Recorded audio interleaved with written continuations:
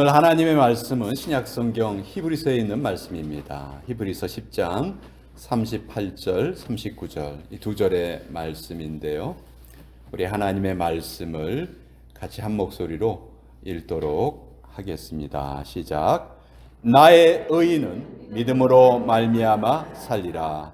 또한 뒤로 물러가면 내 마음이 그를 기뻐하지 아니하리라 하셨느니라. 우리는 뒤로 물러가 멸망할 자가 아니요 오직 영혼을 구원함에 이르는 믿음을 가진 자니라. 하나님의 말씀입니다. 아멘. 자, 잠깐 기도하겠습니다. 아버지요, 위로부터 내려주시는 그 분별력과 통찰력이 없으면 우리는 속이는 영에 빠지기가 참 쉬운 죄인이라는 거 고백드립니다. 오늘도 다시 한번 이 말씀을 통해 깨어나게 하여 주시고 마귀를 대적하는 삶을 살게 하여 주시고 하나님께 영광이요 또 듣는 우리에게는 기쁨이 되는 그 말씀이 선포되게 하여 주시옵소서. 예수님의 이름으로 기도합니다. 아멘. 자, 우리가 살아가면서 특히 신앙생활을 하면서 우리가 가장 듣고 싶은 말이 있다면 모든 것이 점점 더 나아지고 있다. 더 좋아지고 있다. 이런 말을 우리가 아마 가장 듣고 싶을 겁니다. 주를 앙무하는 자 올라가. 계속 더 좋아지는 삶을 우리는 기대합니다. 자, 우리가 그렇게 기대를 하고 살지만 실제 우리의 삶은 그러지 못할 때도 있습니다. 어떤 때는 그 자리에 머물러 있기도 하고 또 그것마저 안 돼서 퇴보하는 경우도 분명히 있습니다. 그래서 지금 내 믿음의 추세가 어떤 추세에 있는가? 나는 지금 점점 더 나아지고 있는가? 성장하고 있는가? 아니면 퇴보하고 있는가? 정말 이것은 우리에게 중요한 문제입니다. 왜냐하면 그 방향이 우리의 미래를 결정하기 때문이죠. 그래서 오늘은 성경이 우리가 왜 믿음이 퇴보하는지 그 원인을 알려주시는데 또 그것을 우리가 좀 알아보고 또 만약 우리가 그것만 바로잡을 수 있다면 우리가 바라는 대로 꾸준한 믿음의 성장이 이루어질 수 있을 것입니다. 그래서 오늘 이 두 가지 주제를 좀 같이 나눠보려고 해요. 왜 우리의 믿음이 퇴보하는가? 왜 성장하지 못하는가? 그리고 두 번째는 그러면 이것을 이겨내는 비결은 무엇인가? 그것을 여러분과 함께 나눠보려고 합니다. 먼저 왜 믿음이 퇴보하는가? 그 이유를 좀 알아보려고 하는데요. 많은 이유가 있어요. 많은 이유가 있지만 크게 나누면 내부적인 요인 또 외부적인 요인 이렇게 둘로 나눌 수가 있습니다. 이 내부적인 요인은 바로 우리 인간의 본성에서 찾을 수 있어요. 여러분, 우리 인간은요, 누구나 저나 여러분이나 다 할 것 없이 어떤 변화에 대해서 저항을 하려는 본성이 있습니다. 분명히 그 변화가 좋은 거예요. 바람직한 거예요. 그래도 그게 좀 힘이 들면 일단 우리의 본성은 아이고 나 싫어 안 할래 이렇게 피하려는 그런 본성이 있다는 것이죠. 우리 먹고 마시고 잠자고 이런 일들은 누가 시키지 않아도 잘해요. 다 잘합니다. 이런 것도 우리 본능에 속한 일이기 때문에 그래요. 그러나 우리가 계획을 세워야 돼요. 애를 써야 돼요. 노력을 하고 이런 일들은 사실 잘 하려고 하지를 않습니다. 게다가 우리가 영적으로 성장하는 것은 누가 우리에게 강제로 규제하지 못해요. 너 왜 영적으로 성장하지 못해? 누가 우리에게 그런 말을 할 수가 없습니다. 오직 우리 자신만이 우리를 다스릴 수 있는데 조금이라도 힘든 것을 피하려 하는 우리의 본성이 있기 때문에 우리가 퇴보에 빠질 수가 있다 하는 겁니다. 큰 어려움을 당했을 때, 예를 들어서 비즈니스가 망했다, 내가 정말 어려운 병에 걸렸다, 이런 때에는 우리 하나님을 아주 열렬하게 의지하게 됩니다. 그렇죠? 나 좀 살려주세요 하고 그냥 하나님을 붙잡습니다. 근데 만약 그 상황이 바뀌고 난 후에는 그렇게 열심히 기도했던 것처럼 신앙이 쭉쭉 자라나면 좋은데 상황이 바뀌고 나면 그 신앙의 성장이 저절로 이루어지지를 않습니다. 변화에 저항하려는 우리의 본성이 우리의 믿음의 성장을 방해한다 하는 것이죠. 또 다른 것은, 또 다른 내적인 원인은 우리에게 원죄가 있기 때문에 그래요. 우리가 창조될 때 하나님께서 우리에게 the image of God, 하나님의 형상을 우리에게 심어주셨어요.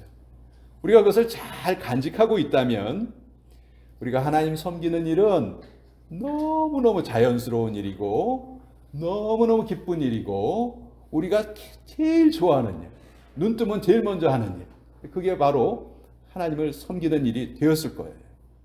그리고 날마다 우리의 믿음은 계속 성장해 갔을 거예요. 하나님 섬기는 것이 가장 기쁜 일이니까. 그런데 인간은 안타깝게도 원죄를 저지르고 타락하고 말았습니다. 그래서 우리에게는 더 이상 기도나 찬양이 자연스러운 일이 아니에요. 애를 써야 우리 기도할 수 있고 애를 써야 찬양을 드릴 수가 있는 거예요. 자연스럽지가 못합니다. 타락했기 때문에. 그래서 우리가 잘 살펴보면 우리 신앙의 퇴보는 우리 마음에서 시작하는구나 하는 것을 알게 돼요. 사람들은 핑계를 대기를 가정일 때문에, 직장일 때문에, 내가 시간이 없어요. 너무 바빠요. 이런 여러 가지 핑계를 대면서 우리의 신앙이 자라지 못하는 그런 환경을 탓해요. 그러나 여러분 한번 솔직하게 우리 한번 생각해 봅시다. 정말 우리가 좋아하는 일을 환경 때문에 우리가 못합니까? 그렇지 않아요. 아무리 시간이 없고 바빠도 내가 관심이 있고 좋아하는 일은 다 해요. 게으름뱅이가 있습니다. 맨날 의자에 누워가지고 TV만 봐요. 리모컨으로. 너무너무 게을러요. 근데 그 리모컨에 건전지가 하나 떨어졌어요. 그럼 어떡할까요? 발딱 일어나서 금방 가서 사옵니다. 금방 가서 사와요. 그러니까 내가 좋아하는 일은요 누가 시키지 않아도 하는 거예요. TV 드라마에서 제가 이런 대사를 들었어요. 정도전인가 그 TV 드라마였는데 처지가 중요한 것이 아니고 의지가 중요한 것이다. 아주 멋진 말이었어요. 처지가 중요한 게 아니고 의지가 중요한 것이다. 자, 이런 것들이 우리의 내적인 요인이에요. 변화에 저항하려는 우리의 본성. 게다가 우리는 원죄로 인해서 타락한 존재다. 그렇기 때문에 신앙의 성장이 저절로 이루어지지 않는다는 거예요. 자, 그렇다면 외적인 요인들은 뭐가 있을까? 외적인 요인들은요, 우리가 열심히 신앙생활을 하려고 애를 쓰는 과정에서 일어나기 쉬워요. 우리가 오랫동안 기도하고 바래왔던 일이 이루어지지 않았을 때, 그때 우리 믿음의 퇴보가 일어나기 쉬워요. 자, 그렇게 오랫동안 기도해 왔는데 이루어지지 않았어요. 그러면 우리는 제일 먼저 드는 생각이 하나님 안 계셔. 아니야, 계신다고는 하는데 계시긴 하지만 내 기도는 안 들어주셔. 이렇게 실망하고 낙심하면서 우리 믿음의 퇴보가 일어나게 돼요. 또 큰 병에 걸렸을 때 우리의 믿음이 퇴보하기도 합니다. 신앙생활 잘 해보려고 마음을 먹었는데 갑자기 큰 병이 걸렸다는 그런 판정을 받은 거예요. 그러면 어떻게 생각하기가 쉽냐면 하나님, 나 하나님 좀 제대로 좀 믿어보려고 했는데 이렇게 큰 병에 걸리니 아니 하나님 살아계시면 어떻게 저에게 이런 일이 일어나겠습니까? 그러면서 이제 믿음의 퇴보가 일어나는 것이죠. 또 주변 사람들을 통해서 좀 속상한 소리를 들었을 때 그게 우리한테 푹 박히면 그것이 또 우리의 믿음의 성장을 방해합니다. 우리 그런 말 많이 듣죠. 시험 들었다, 상처받았다. 그런 것들이 사실 우리의 믿음의 성장에는 전혀 도움이 안 되거든요. 오히려 그것을 방해하죠. 자, 이런 것들이 이제 외적인 요인이에요. 그러니까 외적인 요인은 기도해왔던 것이 이루어지지 않았을 때, 혹은 큰 병이라든지 이런 어려움을 당했을 때, 또 주변에서 좀 듣기 어려운 그런 받아들이기 어려운 소리를 들었을 때, 이런 것들이 이제 외적인 요인이에요. 이런 것들이 우리의 믿음을 성장하는 것을 방해하게 됩니다. 자, 우리가 흔히 이런 생각하기 쉬워요. 아니, 그래도 그렇지. 저 사람은 신앙생활한 지 오래되었다고 하는데, 또 교회에서도 아주 중요한 직분을 맡고 있는데 왜 저 사람의 믿음은 성장하지 않을까? 여러분, 이것도 아주 우리가 흔히 하기 쉬운 오해 중에 하나예요. 신앙생활은 결코 기간과 성장이 비례하지 않습니다. 물론 비례하는 것이 가장 바람직한 일이에요. 가장 정상적인 일이에요. 그렇지만 현실은 그렇지 않아요. 그래서 마가복음 10장 31절에도 먼저 된 자가 나중될 것이고 나중된 자가 먼저 될 자가 많으니라. 예수님께서 직접 말씀하셨어요. 신앙의 성장이 신앙의 연수와 결코 비례하지 않는다. 왜냐하면 신앙생활을 오래 할수록 오히려 습관화가 되기 쉬워요. 제 고모님 자녀들은 태어나면서부터 교회 다니기 시작했어요. 쉽게 소위 말하는 모태신앙. 근데 그 모태신앙이 오랫동안 교회를 다녔으면 신앙이 쏙쏙쏙쏙 잘 자라야 될 것 같은데 그렇지 못한 경우가 있다는 거예요. 교회의 직분도 결코 우리 신앙의 성장을 보장하지 못해요.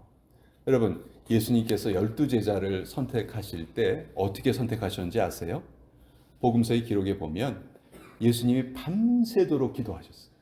철야 기도를 하셨어요. 철야 기도. 예수님이 철야 기도를 하시고 그 많은 사람들 중에서 특별히 12명을 선택하셔서 12제자로 삼으신 거예요. 자, 그런데도 불구하고 대단한 사람들이죠. 예수님이 직접 선발을 했으니까. 근데 이들이 신앙의 퇴보로부터, 실패로부터 면제되었나요? 그렇지 못했어요. 예수님이 직접 선택하셨음에도 불구하고 신앙의 실패로부터 면제되지 못했습니다. 예수님이 선택하셨다 해도 얼마든지 잘못될 수 있었다는 거예요. 가룟 유다 보면 우리 잘 알 수 있죠. 그러니까 교회의 직분이 결코 우리의 신앙의 성장을 보상해 주지는 못하는 거예요. 자, 지금까지 우리는 우리의 믿음이 왜 성장을 못하는가, 왜 퇴보하게 되는가. 내적인 요인은 뭐였죠? 힘든 일을 피하려는 우리의 본성이 있다. 또 우리가 타락한 원죄를 가진 존재들이다. 이것이 내적인 원인이었고, 외적으로는 우리가 오랫동안 기도해왔던 일이 이루어지지 않았을 때, 혹은 큰 어려움을 겪을 때, 혹은 마음에 상처되는 말을 들었을 때, 그런 경우는 우리의 신앙이 성장하는 것이 방해받을 수 있다 하는 것을 알아봤어요. 자, 이렇게 원인을 알았다면 이제 대책을 세울 수가 있습니다. 감사하게도 오늘 우리가 읽은 히브리서 본문에 우리가 믿음의 성장이 계속 이루어질 수 있는 그 비결이 있어요. 히브리서 10장 38절에 보면 나의 의인은 믿음으로 말미암아 살리라, 이렇게 되어 있어요. 여러분, 이 구절은 구약의 하박국서에 나오는 아주 유명한 구절인데 이것을 히브리서 기자가 그대로 인용을 한 겁니다. 누군가 이런 말을 했어요. 여러분, 모세가 이스라엘 백성들에게 준 계명의 숫자가 몇 개인지 아세요? 613개예요. 613개의 계명을 주었는데 하박국은 그것을 단 하나로 요약했다. 의인은 믿음으로 살 것이다. 이것이 모든 계명을 요약해 놓은 한 가지다. 그렇게 말할 정도로 이 구절은 아주 잘 알려져 있는 구절이에요. 자, 의로운 자들은 믿음으로 말미암아 살 것이다 했어요. 구체적으로 여기서 말하는 믿음이 뭘까? 뭘 말하는 걸까? 그것이 바로 그 다음 구절에 나와 있는데 39절에 보면 이렇게 표현되어 있습니다. 우리는 뒤로 물러가 멸망할 자가 아니요. 바로 이 믿음이라는 거예요. 우리는 뒤로 물러가 멸망할 자가 아니다. 하나님께서 예수님을 우리에게 보내주셔서 우리의 모든 연약한 것을 다 담당해 주셨기 때문에 이제 우리는 앞으로 전진한 일만 남았다. 바로 그 믿음, 바로 그 믿음으로 우리는 살 것이다. 아니 목사님, 지금까지 실제 우리의 삶에서 나타나는 퇴보의 원인들을 쭉 열거해 놓고 나서 이제 그것과 상관없이 나는 무조건 전진할 거야 이렇게 믿기만 하면 모든 것이 다 해결된다는 말입니까? 바로 여기에 영의 세계의 신비가 있는 거예요. 여러분, 아까 제가 신앙이 퇴보하는 원인들을 말씀드릴 때 그 모든 상황의 주인공이 누구였냐면 나였어요. 다 나였어요. 다 내가 주인공이 되어서 어떤 영적인 싸움을 싸워보려고 했던 것이죠. 그때는 우리가 늘 실패할 수밖에 없다는 거죠. 그래서 우리가 늘 바라는 대로 성장하는 삶을 살려면 아주 간단해요. 내가 그 싸움을 싸우려 하지 않고 누구에게 맡기면 됩니까? 우리의 대장이신 예수님께 그것을 맡기면 된다는 거예요. 비결이 너무너무 간단하죠. 나는 죽고 예수님이 내 안에 살아계시면 된다는 거예요. 바로 이 믿음으로 살아라. 바로 이 믿음으로 살아라. 해마다 3월 달이면 이번 달인데 우리 한국의 경상북도에 청도라는 곳이 있습니다. 청도가 무엇이 유명하냐면 소싸움이 아주 유명해요. 소싸움. 스페인이라는 나라가 투우를 하죠. 근데 투우는 소끼리 싸우는 게 아니고 사람하고 소가 싸우는 거예요. 그렇죠? 근데 청도의 소싸움은 소끼리 싸우는 거예요. 소끼리. 그래서 그런 소끼리 싸우는 그 대회가 있는 나라는 전 세계에 우리나라밖에 없다고 해요. 소싸움 하는 거 여러분 보셨는지 모르겠는데 싸움이 딱 시작이 되면은 황소 2마리가 서로 머리를 딱 맞대고 있습니다. 그렇죠? 조금이라도 뒤로 물러서지 않으려고 하고 막 힘을 다해서 상대방을 밀치려고 하고 그게 안 되면 막 박치기도 하고요. 아주 소싸움 하는 게 보면요. 아주 대단합니다. 아주 소들이 열심을 다해서 싸워요. 누가 이기게 됩니까? 소싸움 한 마리가 나 졌어 그렇게 소리칩니까? 안 그렇죠. 어떻게 하면 지는 거예요? 뒤로 도망을 가면 지는 거예요. 막 서로 이렇게 맞대고 있다가 한 놈이 나 안 되겠다 하면은 나 살려라 하고 도망을 가요. 뒤로 도망을 가요. 그러면 그 도망가는 소는 진 거예요. 저는 이 소싸움이 우리의 영적인 싸움을 아주 쉽게 표현해서 보여주는 경기다 그렇게 생각을 해요. 우리도 마찬가지죠. 우리가 계속 앞으로 전진해야 우리가 올바른 삶을 살아갈 수 있는 것이고 뒤로 도망을 가면 영적인 싸움에서 진다는 것이죠. 자, 사탄이 백전백패를 하는 상대가 있습니다. 그 상대가 누굽니까? 바로 예수님이시죠. 예수님은 죽음을 이기고 부활하셨어요. 죽음은 사탄이 가장 자랑했던 무기인데 그 무기를 산산조각 내신 것이 바로 예수님의 부활이세요. 그래서 이제 사탄은 예수님만 만나면 부들부들 떱니다. 한 길로 왔다가 7길로 도망가기 바빠요. 바로 이것이에요. 바로 이것이 우리가 끊임없이 영적으로 성장할 수 있는 비결이라는 것이죠. 내 안에 내가 사는 것이 아니고 예수님이 사는 것, 사시는 것, 이것이 모든 영적인 싸움의 승리의 비결이다 하는 거예요. 우리에게 후퇴란 있을 수 없습니다. 전진만 해야 돼요. 천국 가는 길이 다른 길이 없어요. 뒤로 물러서지 않고 앞으로 계속 나아가야 합니다. 모든 것이 다 그렇지만 특별히 믿음 생활은 끝이 좋아야 돼요. 끝이. 자, 그러려면 어떻게 해야 되는가? 눈에는 아무 증거 안 보이고 귀에는 아무 소리 안 들리고 손에는 아무 증거가 잡히지 않지만 오직 나는 계속해서 전진하는 삶을 살 것이다. 예수님을 의지하면서 전진하는 삶을 살 것이다. 바로 이 믿음을 가지고 이 말씀을 붙잡고 나는 분명히 어제보다 오늘이 나을 것이고 오늘보다는 내일이 나아질 것이다. 이 믿음을 가지고 살아가는 것이죠. 이것이 바로 우리의 믿음이 퇴보가 일어나지 않고 계속 성장을 할 수 있는 비결이다. 내가 싸우는 것이 아니고 내 안에 계신 예수님께서 싸우시는 것이다. 그것을 의지하고 살아가는 것이 우리의 믿음의 삶이다 하는 것, 오늘 여러분과 함께 나누어보았습니다. 같이 기도하겠습니다. 아버지 하나님, 때때로 우리에게 나타나는 퇴보의 모습이 결국 내가 주인공이 되어 사탄과 싸우려 했다는 것 알게 되었습니다. 우린 계속 나아지고 또 좋아지는 삶을 살아야 하는데, 그것을 이루기 위해서는 온전히 예수님께 우리 인생을 드리고 의지하는 길밖에 없다는 것 다시 한번 깨닫게 되었습니다. 오직 의인은 믿음으로 말미암아 살리라. 이 말씀이 평생 우리를 이끌어가게 하여 주시옵소서. 예수님의 이름으로 기도합니다. 아멘.